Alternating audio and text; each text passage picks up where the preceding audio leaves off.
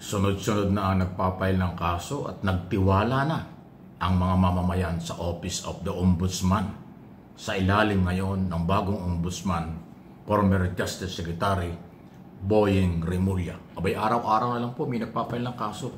At dahil dyan, ito yung pagpapatunay. Itong Tindig Pilipinas ni Kiko Aquino D. Ito yung apo ni dating Pangulong Cory Aquino. Nag-file na po, pinaiimbestigahan na po sa Office of the Ombudsman ang confidential fund, intelligence fund ni Sara Duterte, Office of the Vice President. Pakinggan po ninyo yung interview after niyang maipile ang kaso.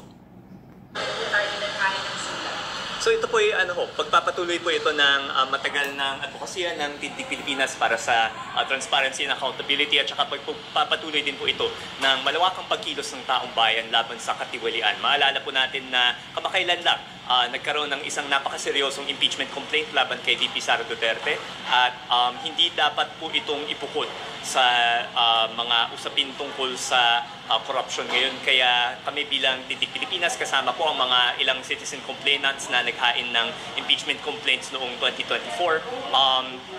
Nananawagan po kami sa Ombudsman na seryosohin po yung mga kaso laban kay VP Sara Duterte, imbestigahan yung articles of impeachment dahil hindi nga naganap yung inaasahan po nating trial sa Senado nitong Agosto.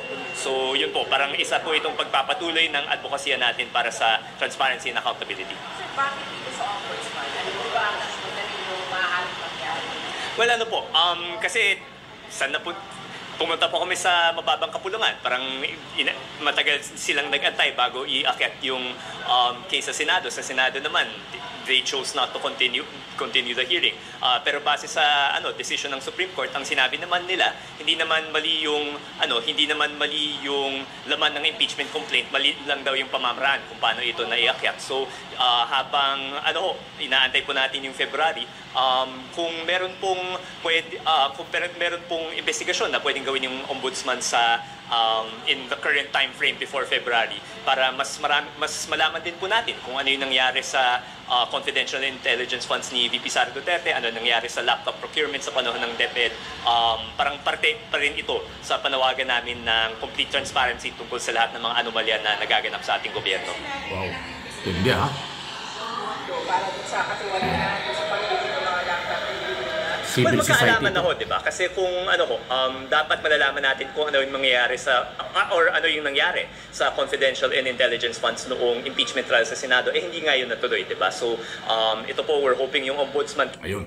So, malinaw. Kaya sila nagpunta ng Ombudsman, walang nangyari. Doon sa kanilang reklamo laban kay Sara Duterte, sumunod sila sa proseso. Yun ang ibig sabihin. Kasi ang Office of the Vice President, impeachable official. So, nagreklamo sila sa Congress para ma-impeach si Sara. Hindi sila pinansin na kung may tinapos man, nadala sa Senado, wala rin nangyari. Kaya ang kailang tanging pag-asa na lang ay sa pamumuno ni Boying Remulla, new Ombudsman, na kanilang pinapaimbestigahan. Tama ba o mali ang paggamit? Saan dinala yung pera? Kung di ako kakamali, 612 million. Mahigit na kalahating bilyong piso. Yan ay sa CIF pa lang ng Office of the Vice President. Iba pa yung budget sa Department of Education. So yun po yung corruption Natabunan lang ng flood control. Kaya yung mga nagsasabi na ngayon lang nangyari ang korupsyon, kalokohan yan. Yan ho. Hindi ho sa DPWH lang, sa DepEd at Office of the Vice President ang isa sa naging issue noon. Dahil pinulitika ng mga senador, lead by former Senate President Escudero, kaya walang trial, walang nangyari sa impeachment laban kay Sara sa taong ito. Hindi sila nakapaghintay na, ayaw nilang maghintay pa na sa February mag-file ng panibagong impeachment laban kay Sara after 1-year ban. Kasi nasa batas yun.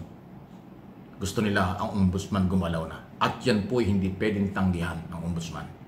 Kasi lehitimong grupo, Tindig Pilipinas, kabataan, civil society, marginalized sector na pinamunuan nga po ni Kiko Aquino D, apo ni dating Pangulong Cory Aquino at apo ng dating Senador Benigno Aquino Jr. at pamangkin ni dating Senador President Noynoy Aquino.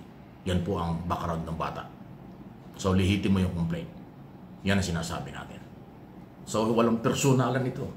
Yung mga Duterte supporters lang nagsasabit, nagagalit sa akin na pinipersonal ko mga Duterte. Hindi. Balita ito. Issue lang po ito. Kung walang pinanggalingan ng balita, wala naman tayong babalita dahil hindi ko naman trabahong gumawa ng balita.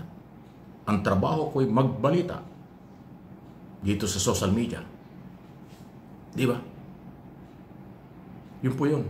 So yung nagsasabing puro banat ang ginagawa sa mga Duterte, hindi nyo alam ang sinasabi nyo. Hindi kayo nakakaintindi ng rule of law. Ang rule of law, pagpapail ng kaso kahit kanino kung meron dokumento at complainant, then lilitisin. Yun po yun. Wag, nasanay kasi no, 6 na taon, shortcut eh. Tukhang-tukhang lang. Hindi pwede yun. Ang tukhang labag sa batas. Human rights violation. Kaya nga nakakulong si Duterte. Dahil may kasong crime against humanity. Hindi ho pwedeng mangyari ulit yun. Huwag na nating ibalik sa madugo, madilim, marahas, abusadong gobyerno ang ating bansa. Ipagkatiwala natin after President Marcos sa 2028, yung susunod na Pangulong re-respeto sa tao, re-respeto sa rule of law, didisiplinahin ang mga Pilipino, didisiplinahin at kakasuhan ang mga corrupt government official. Yun ang kailangan natin. Merong alam sa ekonomiya, merong alam sa national security, mayroong paninindigan laban sa West Philippine Sea o laban sa China tungkol sa West Philippine Sea at pakikipag-ugnayan sa international community. Yung tipong professional, international ang kaalaman. Yun ang kailangan natin sa 2028. Hindi pwede yung shortcut ang alam. Suntok sa buwan ang mga sinasabi. Parang lutang. Huwag yun. Lulutang tayo. Magiging lutang ang Pilipinas pagka lutang ang maghahawak ng ating bansa dahil nagoyo kayo. Tama na, sobra na. Ilagay natin sa kaayusan ang ating bansa. Ngayon may matapang at seryosong ombudsman, seryosong gobyerno, harapin ang katiwalian at imbestigahan. Yan ang ating suportahan tuloy-tuloy hanggang 2028. Yung mga nangaagaw ng kapangyarihan na may personal dahil gusto nilang pabagsakin ng gobyerno, madilim ang plano ng mga yan. Madilim pa sa sabaw ng pusit. Huwag niyong suportahan kung mahal niyo ang bansa, kung mahal niyo ang inyong mga anak, ang inyong mga apo, ang ating kabataang kapwa Pilipino. Silang pag-asa ng bayan. Ipamana natin sa kanila ang magandang asal, magandang gobyerno, hindi yung shortcut na pamamaraan, abusadong pamamaraan. Delikado. Hindi na yan tugma at katanggap-tanggap sa komunidad, sa buong mundo, hindi lang sa Pilipinas. Please like and share ng ating pinag-uusapan.